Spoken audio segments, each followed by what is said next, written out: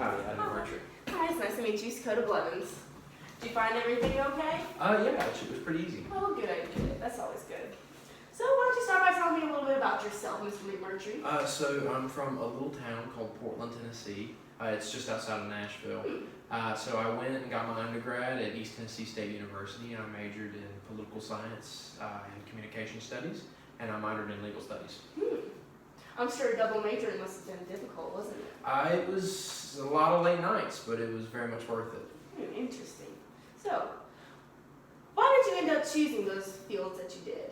So political science for me was a way to kind of learn the legal system and get to kind of fresh up on the information and to learn how I would fit in the system. For communication studies, it was a way to learn the vocal side of representing myself. Interesting. How do you think these fields have prepared you for this internship with the district attorney's office?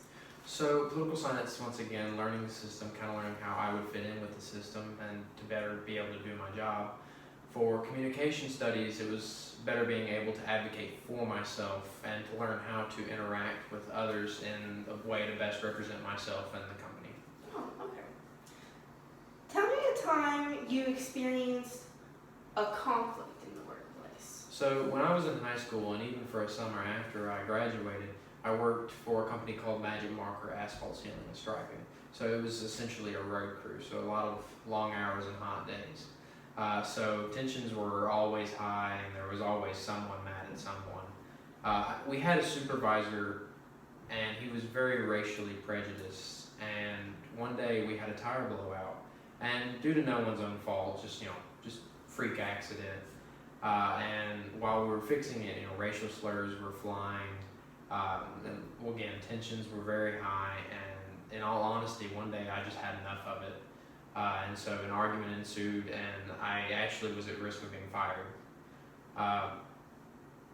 So looking back on that now, if I had just bit my tongue and held it in, it would have been a lot less trouble for me. That's true. Well, what else do you think you could have done to better resolve that conflict on your part? So if I would have just, held my tongue, let it fly, my world and his would have been a lot easier in the long run.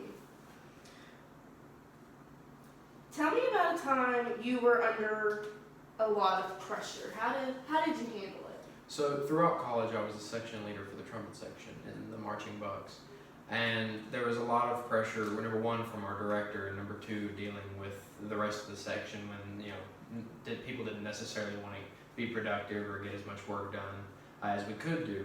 And so it was just taking a step back, looking at my environment and seeing how I could better analyze the situation and find a course of action to best the band. Do you think you perform well under a lot of pressure?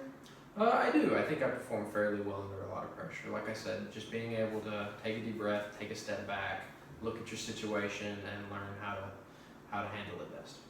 Okay. Tell me one characteristic that sets you apart from the other applicants.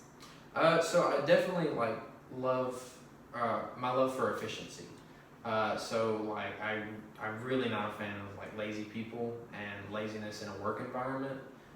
So just being able to be efficient and get the most work done and just increase productivity as much as possible. Okay. All right. Well, I believe that's all we needed to hear, Mr. McMurtry. Thank you very much. We'll be in contact.